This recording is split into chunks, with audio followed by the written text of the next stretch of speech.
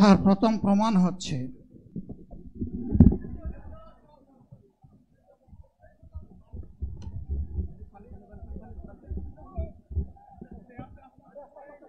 আপনারা অবস্থান করুন যার যার জায়গায়।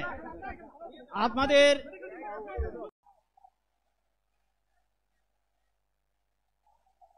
আসসালামু আলাইকুম ওয়া রাহমাতুল্লাহ। আলহামদুলিল্লাহি রাব্বিল আলামিন ওয়াসসালাতু ওয়াসসালামু আলা রাসূলিহিল কারীম ওয়া আলা আলিহি ওয়া সাহবিহি ওয়া আহলি বাইতি আজমাইন। বাংলাদেশ জামাত ইসলামী কর্তৃক আয়োজিত আজকের এই জাতীয় সমাবেশে উপস্থিত সম্মানিত জাতীয় নেতৃবৃন্দ, বন্ধু সংগঠনের নেতৃবৃন্দ, শহীদ পরিবারের গর্বিত সদস্যবৃন্দ, 24 জুলাই যোদ্ধাবৃন্দ,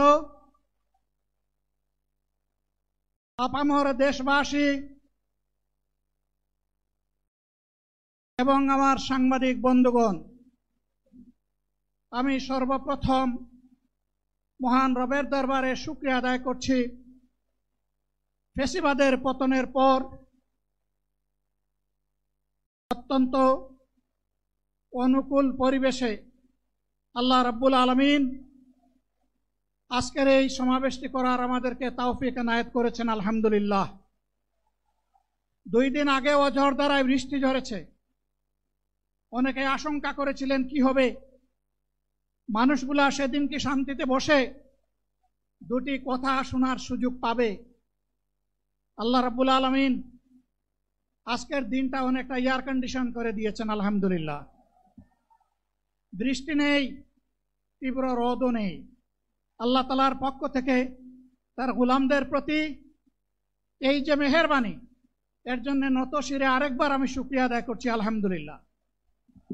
সম্মানিত বন্ধুগণ, যাদের ত্যাগ এবং কুরবানির বিনিময়ে 15.5 বছরের কঠিন অন্ধকার যুগের জাতাতলে পিষ্ট হয়ে যারা তিলে তিলে দুনিয়া থেকে নির্যাতিত হয়ে বিদায় নিয়েছেন,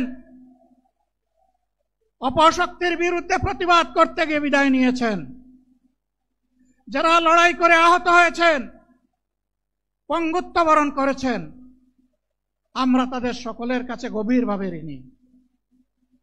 মহান আল্লাহর দরবারে তৌফিক চাই, বাংলাদেশ জামাতে ইসলামীর অস্তিত্ব যতদিন থাকবে আল্লাহ যেন তাদের ঋণ পরিশোধ করার শক্তিটাও ততদিন আমাদেরকে দান করেন।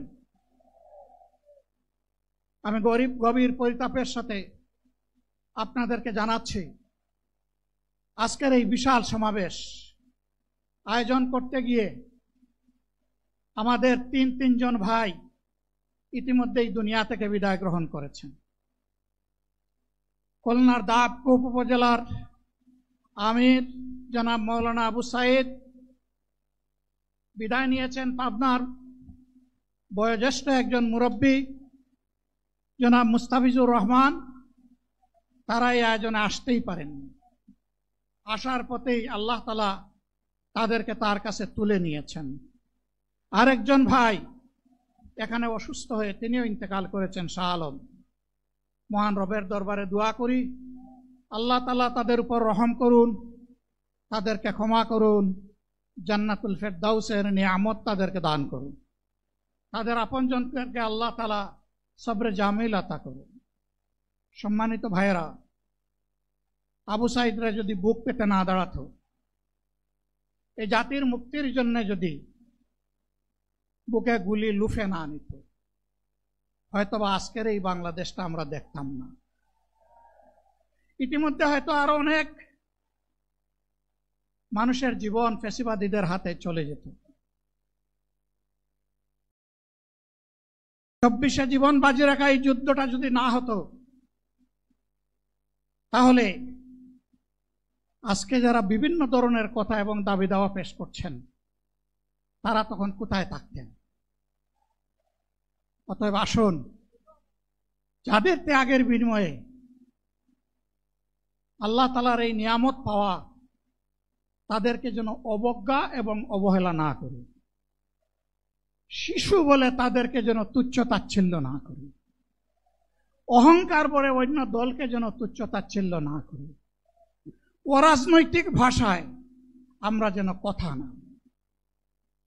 যদি এগুলো আমরা পরিহার করতে না পারি তাহলে বুঝতে হবে যারা পারবেন না, ফ্যাসিবাদের রোগ তাদের মধ্যে নতুন করে বাসা বেঁধেছে।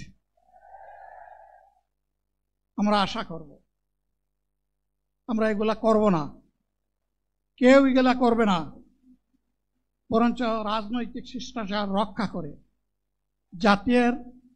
জাতীয় ঐক্যের বীজতলাটা আমরা সবাই মিলে একসাথে তৈরি করব ইনশাআল্লাহ।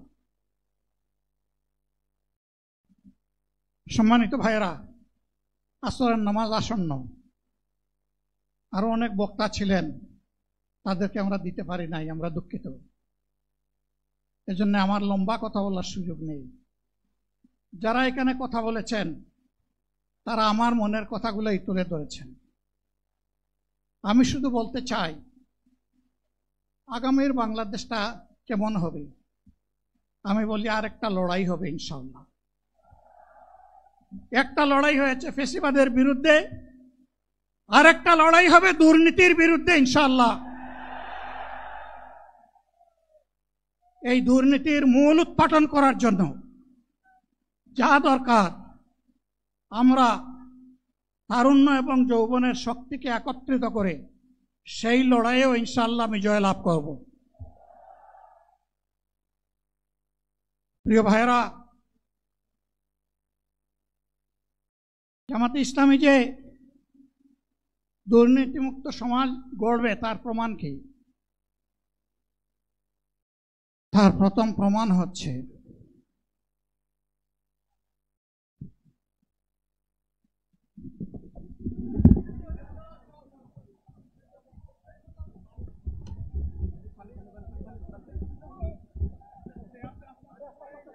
আপনারা অবস্থান করুন যার যার জায়গায়।